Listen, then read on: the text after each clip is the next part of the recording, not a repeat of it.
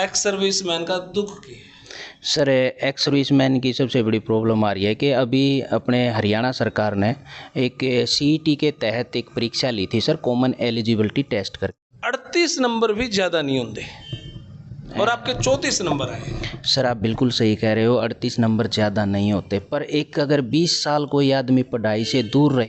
इसके बाद आप क्या हमारे भोपाल सिंह खत्री चेयरमैन साहब से मिले, मुख्यमंत्री साहब से, किसी और नेता से मिले? हाँ सर, हम 3 बार सर यहाँ से चेयरमैन साहब से मिलने के लिए गए सर, लेकिन हमारे को चेयरमैन साहब से एग्ज़ाम होने के बाद नहीं मिलवाया गया। तो सारे भाई ना भाई मेरी राम राम, मैं जगदीप शर्मा स्टेप अप जय सर यूट्यूब चैनल पर आपका स्वागत करता हूँ। इस टाइम गुहाना में हूँ और पीछे आप देख रहे होगे मैं एक शोरूम में बैठा हूँ, कपड़े का शोरूम है। शोरूम का नाम है श्राया ब्रांड हाउस, होगा ना? हाँ, श्राया ब्रांड हाउस। क्योंकि भाई मैं आपने सच्चाई बता दूं, मैंने आज तक जितने भी कपड़े खरीदे हैं इसे शोरूम से खरीदे। मैं जीन्स से हूँ, जीन्स से मैंने बहुत रेयरली कभी खरीदूँ, या शर्ट भी आड़े खरीदी हुई है, जीन्स भी। तो हालांकि मैं इस बड़े शोरूम की कोई ऐड करतर नहीं बैठा, लेकिन इसलिए नाम बोलूँ हूँ क्योंकि यहाँ पे आवा हाँ तो भाई चाय पानी अड़े पी जावा हाँ, तो फिर कदे ना कदे तो ऐसा मौका भी मिलना चाहिए भाई इनकी भी प्रमोशन हम कर लेवा। हालांकि काम मेरा दूसरा है वीडियो बनाने का, तो फिर भी श्राया वाले भाई दीपक का बहुत बहुत धन्यवाद। नंबर नोट कर लो भाई श्राया का 94 162 046 64, 94 162 046 64। इतना तो क्रेडिट दे ही देवांगे यार। हालांकि मैंने पसंद भी याडे आवे हैं, कल पूरी दिन में घुमा करते कपड़े नहीं मिले थे तो याडे ही मिले यार, बड़े मन सा मिल रहा है अपना। विषय है बेरोजगारी, विषय है हरियाणा का बेरोजगारी का दर्द।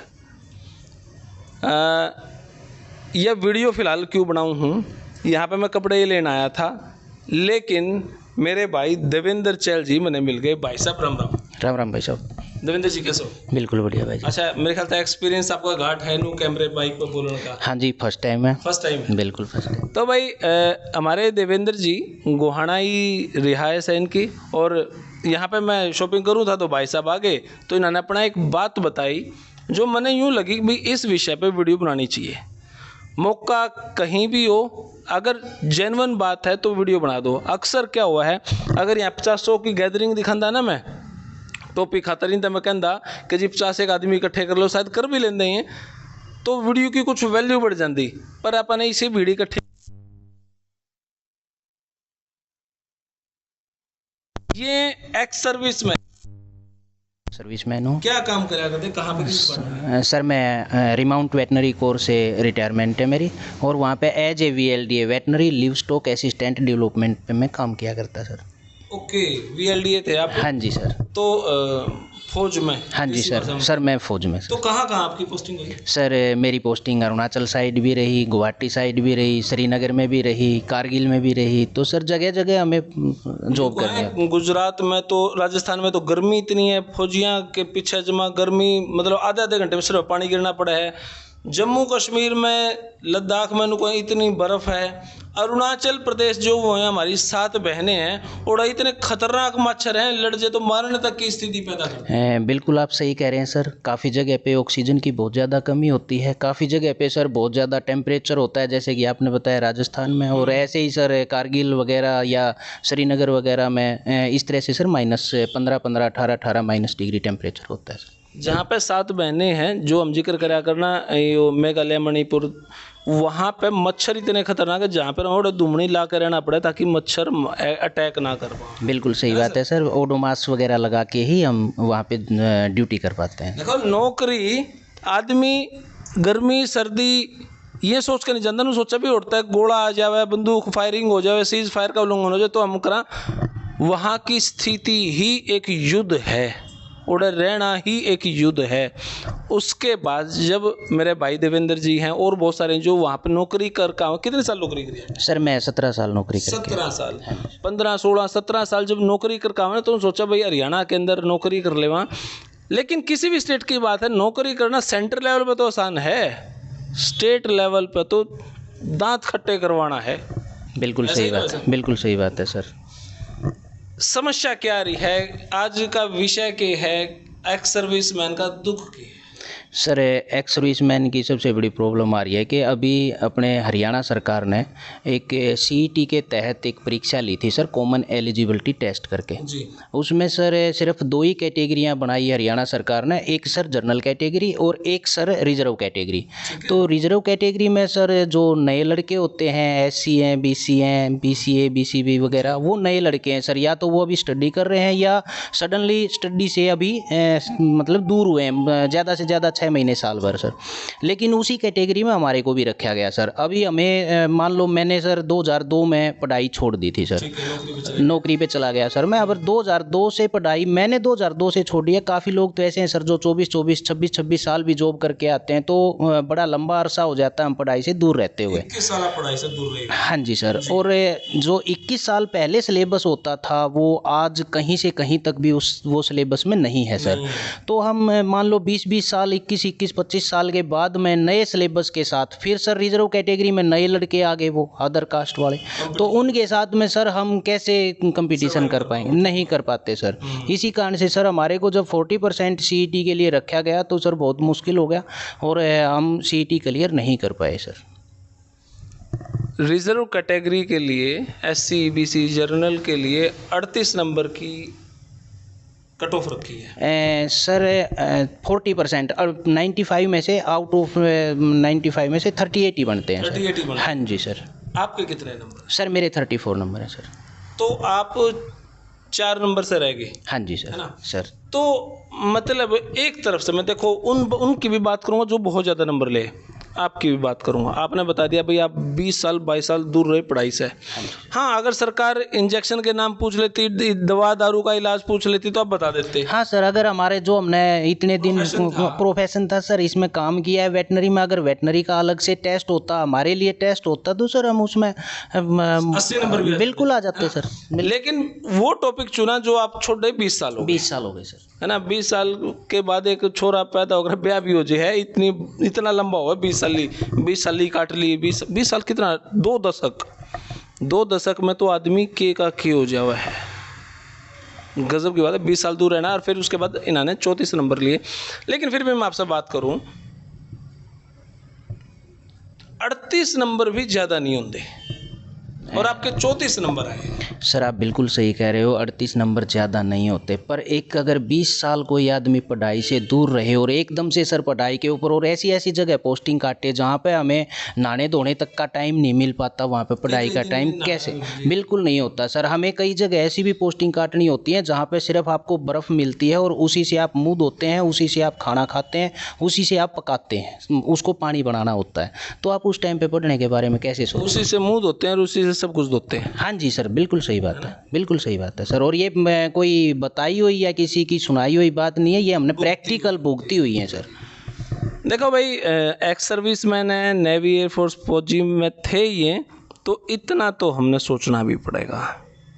इसके बाद आप क्या हमारे भोपाल सिंह खत्री चेयरमैन साहब से मिले? मुख्यमंत्री साहब से, किसी और नेता से मिले? हाँ सर, हम 3 बार सर यहाँ से चेयरमैन साहब से मिलने के लिए गए सर, लेकिन हमारे को चेयरमैन साहब से एग्ज़ाम होने के बाद नहीं मिलवाया गया। उस टाइम पे सर कभी वो बोलते थे कि आज वो कहीं मीटिंग में है, आज बाहर हैं, क्योंकि अंदर जाके देखने तो देते नहीं सर HSSC में। लेकिन हाँ जी, एक बार हमें HSSC के HCS विराट हैं सेक्रेटरी, उनसे हमारे को मिलाया गया और उन्होंने बताया कि ये काम सरकार का है, आप चीफ सेक्रेटरी साहब से जाके मिलिए, ये हमारा काम नहीं है, जैसा हमारे को सरकार आदेश देती है हम उसी हिसाब से सर चलते हैं। उसके सर टेस्ट से पहले हम चेयरमैन साहब से मिले थे, भोपाल सिंह खत्री साहब से मिले थे। उनका कहना था कि हम पूरी कोशिश करेंगे और कम से कम 3 गुना या 4 गुना तो हम फेलियर को भी बुलाएंगे। लेकिन अभी सर जैसे ही हम अब मिलने के लिए जाते हैं, जैसे अभी रोज़ इंटरव्यू देखते, तो इस तरह की कोई बात नहीं होती कि आपको 4 गुना बुलाया जाएगा। अभी कहाँ से सांत्वना कहाँ से मिली फिर आपने? सर कहीं से भी सांत्वना नहीं मिले सर, नहीं सर। मुख्यमंत्री साहब? हाँ, मुख्यमंत्री साहब से सर हमारे को फ्राइडे को सर 2 बजे मिलने का टाइम दिया था, लेकिन हमारे को जब हमारे पास बन गए तो हमें बताया गया कि अपने मुख्यमंत्री साहब तो पंचकुला गए हैं किसी काम से और वो है नहीं, आप OSD साहब से मिल लो। तो OSD साहब मुझे नाम नहीं पता सर एक्चुअल में उनका, उनसे मिलवाया गया सर। उन्होंने बोला कि ठीक है हम सरकार से बात करते हैं, इस बात को विधानसभा में उठाते हैं, जैसा भी होगा हम कोशिश करेंगे। उन्होंने ऐसा कुछ ये नहीं बताया कि सर हो ही जाएगा, सिर्फ कोशिश की बताया सर। और हमारे सर जो वेटनरी डिपार्टमेंट के लिए हैं अभी 95 जर्नल की पोस्ट हैं सर, हमारे एक्स सर्विसमैन जर्नल के लिए 95 पोस्ट हैं सर। 95 पोस्ट रिक्रूट हुई है। हाँ जी सर। बच्चे की मतलब कितने हो? लेकिन जर्नल कैटेगरी में ESM के लिए, एक्स सर्विसमैन जर्नल के लिए सिर्फ 2 ही कैंडिडेट हैं सर, हम जो RBC से रिटायर्ड हैं, और दोनों का ही CET क्लियर नहीं हुआ है सर। 95 वैकेंसी और 2 बालक? 2 ही बालक हैं सर, 2 ही कैंडिडेट हैं। लेकिन कितने नंबर आए सर? दूसरे के भी सेम 34 हैं सर। मेरे पास उनका CET स्कोर कार्ड है, दोनों का हमारा 34 नंबर है सर दोनों के। उसमें से सर SC कैटेगरी के लिए सर हमारे पास सिर्फ 1 ही कैंडिडेट है और 4 वैकेंसी हैं, उनमें वो पास नहीं हुआ है सर।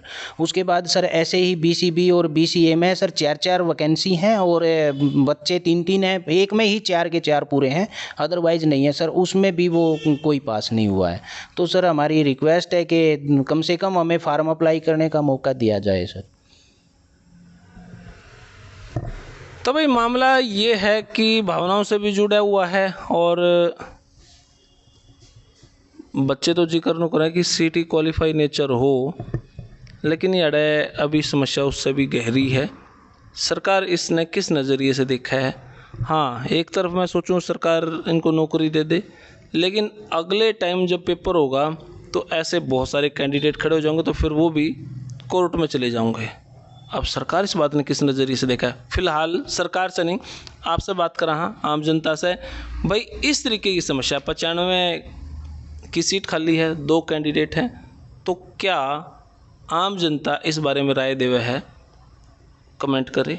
और जहाँ तक मैं सोचूं हूँ तो सरकार ने दे देना चाहिए ऑप्शन।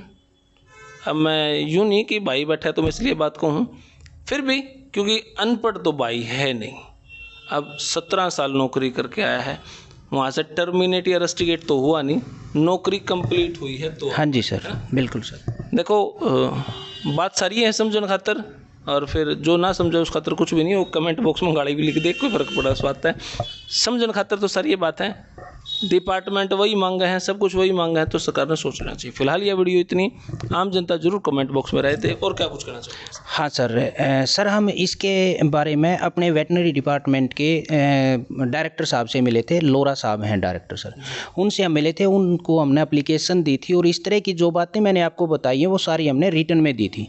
तो उससे पहले सर चेयरमैन साहब ने हमारे को एक वर्ड बोला था कि अगर आपका डिपार्टमेंट, वेटनरी डिपार्टमेंट ये बोले कि हम अनपढ़ को भर्ती कर लो, तो हम तो अनपढ़ को भी भर्ती कर लेंगे, क्योंकि काम तो डिपार्टमेंट ने चलाना है। तो उसके बाद डिपार्टमेंट ने सर एप्लीकेशन का हमारा जवाब उन्होंने HSSC को भेजा कि मतलब आप इनको इसमें कंसीडर कर लो। ओके। हाँ जी सर, डायरेक्टर साहब ने कह दिया। हाँ जी सर, मेरे पास वो एप्लीकेशन है सर, जो मैं अभी आपको दिखा रहा था, मेरे पास वो एप्लीकेशन है जो उन्होंने बोल दिया कि आप इनको भी मतलब कंसीडर कर लो। लेकिन चेयरमैन साहब फिर भी बोलते हैं कि नहीं, फार्म तो वही अप्लाई करेंगे जिसके 40% से अबव हैं, जो CET क्वालिफाई हैं। तो सर इसके लिए मेरी रिक्वेस्ट है सर, चेयरमैन साहब से भी रिक्वेस्ट धर्मिता छोड़ें, और सर थोड़ा फौजियों की तरफ भी देखें सर, 20-20, 25-25 साल देश की सेवा करके आए हैं, तो थोड़ा हमारा भी ध्यान किया जाए सर। ठीक है, फौजियों की इतनी तनख्वाह तो नहीं होती, फिर भी सेवा ही हम इस बात को बोलेंगे, और सारी चीज़ छोड़ कर वहाँ पे एक नौकरी करना, और अब यहाँ पे आकर हरियाणा में अगर 2-4 नंबर खातर इन्होंने रखो तो यह भी गलत है। जब वो कह नहीं करे, घर के मुखिया ने कह दिया भाई घर में आने दो, फिर भी पड़ोसी ने कहा ना भी बालक कितना पढ़ा लिखा होना चाहिए, तो यह थोड़ा सा अजीब सी बात है। डायरेक्टर साहब ने कह दिया तो इनकी एंट्री करवा दो, तो करवा देनी चाहिए, अब कोई संशय बचता भी नहीं। फिर भी कमेंट बॉक्स में भाई आम जनता जरूर राय दे, वो क्या कहना चाहते। धन्यवाद, जय हिंद, भारत माता की जय। थैंक यू मेरे भाई।